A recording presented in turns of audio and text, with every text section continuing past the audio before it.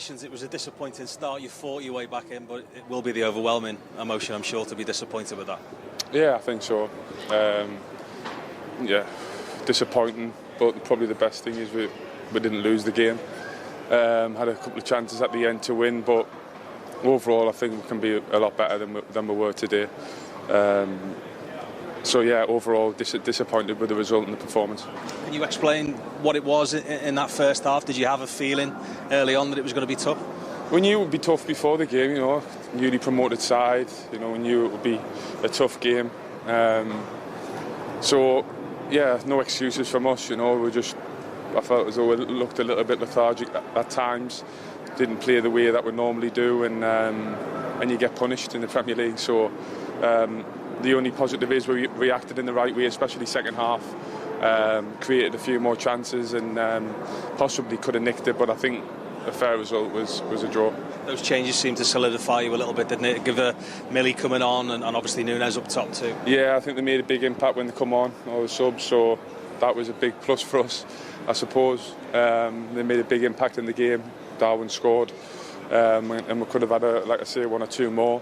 A lot to work on. I know it's only the first year of the season, but I think we wanted to start a lot better than that, but still a long way to go, and we need to improve quickly. We've got a decent 7 or 8 days now to prepare for the next game, so we need to use that as much as we can. Did you think you might have pinched it, the contact you got on that one right at the end? Yeah, when it was rolling I felt as though I had a sniff and caught it quite well. I think if it was just a bit more left I might have went in, but unfortunately I don't know whether he touched it or just hit the bar, but yeah, fine margins.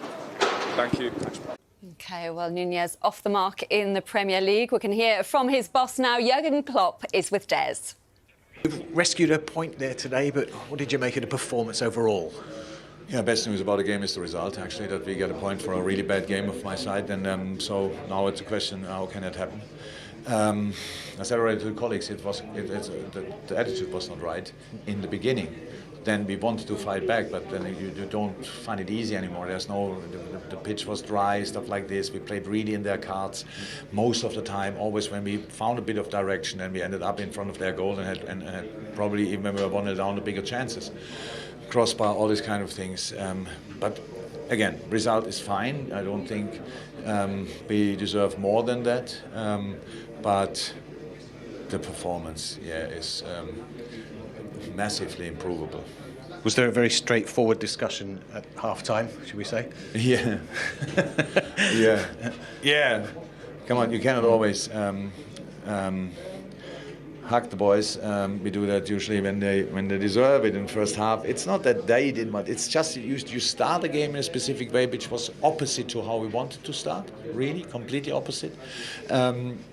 Didn't find direction, passed the ball around against their 4-4-2 in defending. When everybody was under pressure, we couldn't really break the lines. What was a clear message before the game, what we have to do. That's why you have to take the risk. We lost the balls then in these moments. So it means each challenge they won is a very positive thing for them. Each chance they have or whatever, shot on target, or only direction goal, massive. If we miss a chance here, it's a negative thing. We didn't gain the feeling. Okay, now we know how it works, so let's do it again. So it was all. We never had the momentum, and we could have won the game because we had then the bigger chances, obviously, but that would have been probably a bit too much today. Their first goal, Polina and Henderson clashed, and that went on to the first goal. Is that I don't know. Was it a foul or not? Well, it looked like it was an accidental contact, shall we say, maybe. I think it certainly wasn't. There wasn't enough to see if it was a deliberate foul, should I put it that way, I think. Fouls don't have to be deliberate. It's not about that. I think they don't go back that far. I think that's more the thing.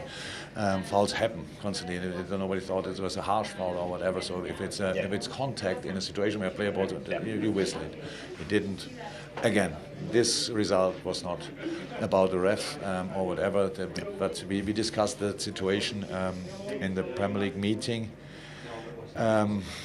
That the refs don't want to go that far back. I'm not sure how far it was. I don't have no real memory for that. But if it's a foul, would have been nice to whistle it. But again, he saw it differently. get involved because they said it was subjective, but also it was too far away. So Klopp spot on there. Can you see, though, why he wasn't in a hugging mood, Peter? Yeah, certainly. You know, it was below par for Liverpool standards. They were far below that, weren't they? Certainly first half, and I thought it was a really good, honest interview from Jurgen Klopp. He didn't come out and defend that. He just said it wasn't good enough, and I think that was there for us all to see. If you don't match the sort of the energy, the determination of the home team, certainly on the opening day. And I think sort of going forward, they couldn't get through the lines, as he mentioned. I thought he summed it up perfectly. Well, still in your bottom three? No, it'd be interesting to see how they play in those games, you know, because they've got, certainly at home, you'd think they'd have a little bit more possession, you know, will they change the side a little bit, you know, will there be a more attacking? So that'll be the test, because those games are going to be key for them. Bit more belief they can stick around now, Rachel? Yeah, I mean, absolutely. I do a lot to consolidate that sense of belief and togetherness and that team dynamic. But absolutely right. When they're not going to dominate or when they are going to have more possession on the ball, it'd be interesting to see actually how Marco Silva sets up. Does he play with those, you know, overlapping full-backs? Yeah, I'm looking forward to watching that, and maybe out of my bottom three for now.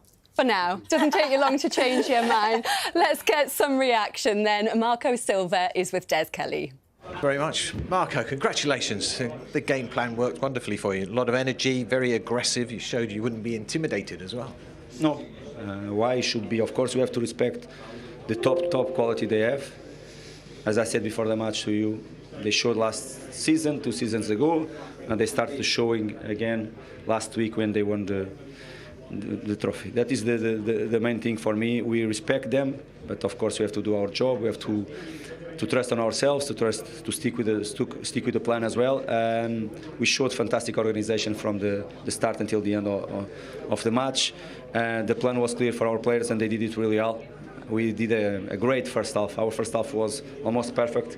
The way we control, the way we block, the quality they have, because even if some moments they don't decide in a collective way, they can decide in an individual way, because they have this type of players that can decide, and they did really well.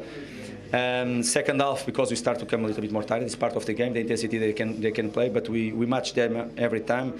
They had great chance from Keban. If you could score the second goal, will be probably the game completely different, but I really enjoy. Even the moment we conceded the goal, after we went again, we scored the 2-1, we start to lead again the score. I have to congratulate our players, our fans as well. Fantastic atmosphere in our stadium. We like that. We have to play all together, as our fans as well, and to match our opponents. And of course, there was a lot of talk about Mitrovic, whether he'd score in the Premier League this time as he had in the Championship. Well, we saw he did that today. He was in great form. For me, it's not important. You know that I'm always answer to you in the same way. It's not important for me to talk. I know the quality Mitro has. I'm here to take the best from my players, and we are doing from the last season with all of them. Of course, Mitro has his own profile as a football player. We have to keep believing for him to take the best from him as well. But Mitro is not just goals. Forget, if someone thinks that Mitro is just goals, forget. The job he did this afternoon for the team, his pressure, helping the midfielders, helping the back line, and after, if you deliver for him, you'll score. I have to congratulate really him. Of course, I have to congratulate from Marek until Mitro, but I have to congratulate him because the work without the ball he did this afternoon was fantastic. And he knows that I demand this from him, and he did really well. I'm really pleased because he scored 2 goals and he deserved it. Well, it's a long road, and you made a great start. Thank you very much. Thank you. Marco Silva obviously delighted there, saying they matched Liverpool today. Lots to build on, Rio. Yeah, and I think that's the one element. We all know what it's like. You go into games and you're playing against the bigger teams, and the teams you know have got more quality, they've got more experience, they're used to winning. The first thing you have to do is match them physically. Can you go in there and win the battle individually, but also as a team? And today I thought that they were more than a match for Liverpool, and they asked Liverpool, can you go at this pace for minute 1 to the 90th minute? And we were saying in here, wasn't we? Can they do this again? The first half, brilliant, energy-wise. Can they match the next 45 with it? And they did.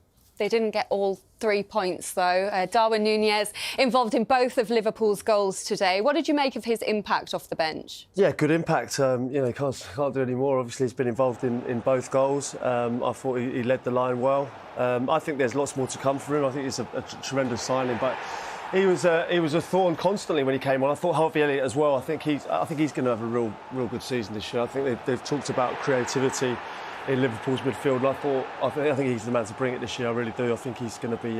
Bit of help off Adebayo there. How important is that run across the front there? Yeah, he surprises the defender, doesn't he? It's all about the timing, isn't it? It's about like... he's got to delay it. He can't go in there too early and be waiting. He seems to time his runs to perfection. Defenders got this one wrong, didn't they? Tosin came across, didn't call off Ream. Ream jumps for it and flicks it into the path of Núñez, but couldn't have been an easier gift, really, for Liverpool at that point. And they've been sublime, the centre-halves, until that point for Fulham. Sorry, man. I was just say, being a forward as well, like all three of them today, like Mitrovic, Salah, Núñez, all got off to a flying start. It's so important opening day.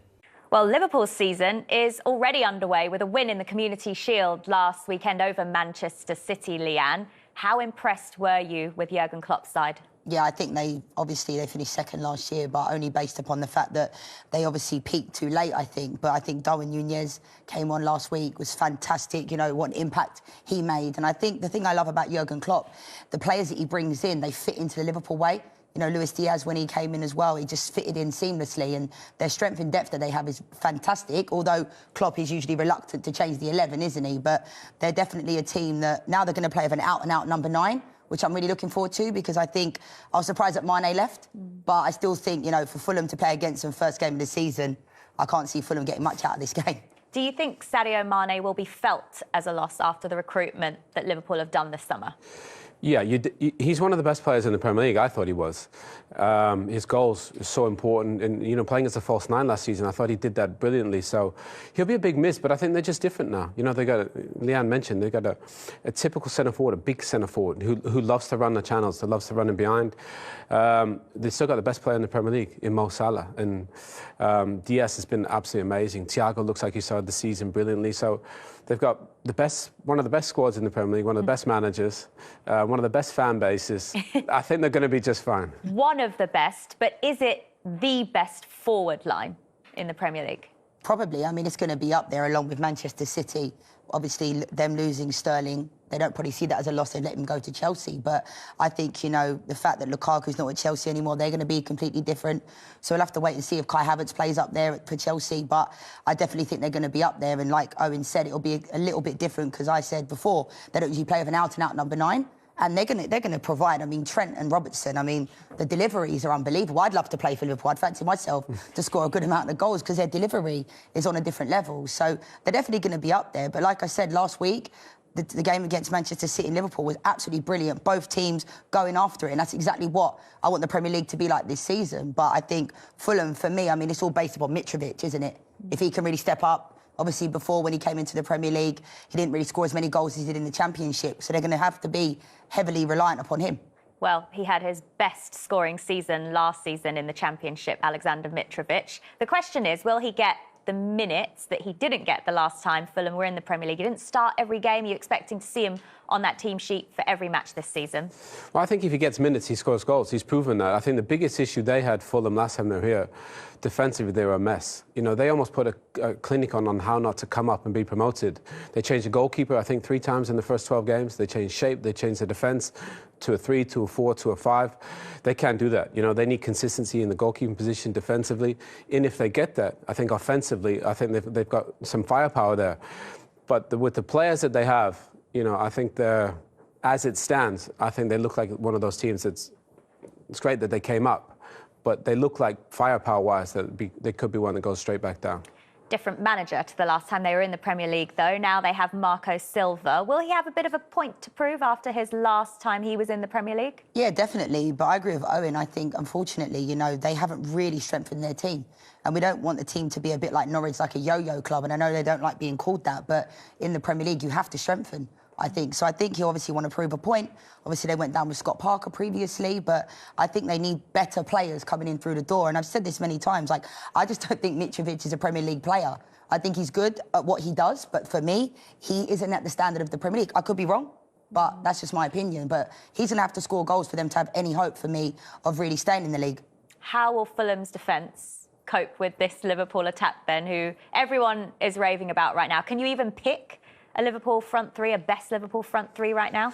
Well, I don't think Fulham can cope with Liverpool. I don't think, well, first of all, not many teams can. So I think you want to come in and you want to find your feet and not get beat heavily. And I think that's what they'll hope for. If you can nick something, great. But I think for Klopp, he's got so much depth. You know, even Carvalho, the young lad they signed from Fulham, he's fantastic. Yeah. Harvey Elliott is back into the side. So he's got different options. And I think Klopp will drip feed them in depending on who they're playing. They'll dominate the ball. And if they're clinical, then I think Fulham are going to be in trouble. So, Leanne, you're doing predictions at the end of the show of all of the scores from the opening weekend.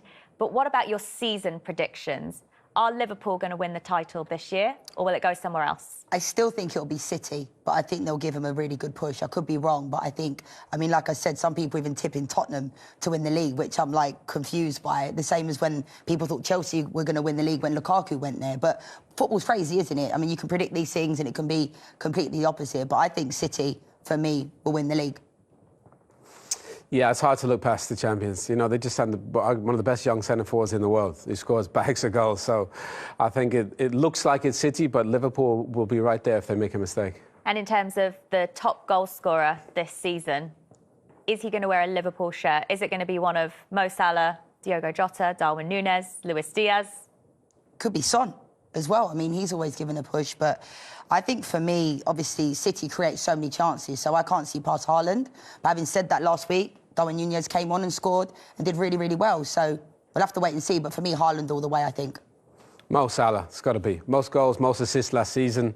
Somebody has to take that crown from him, and I don't see anybody doing that.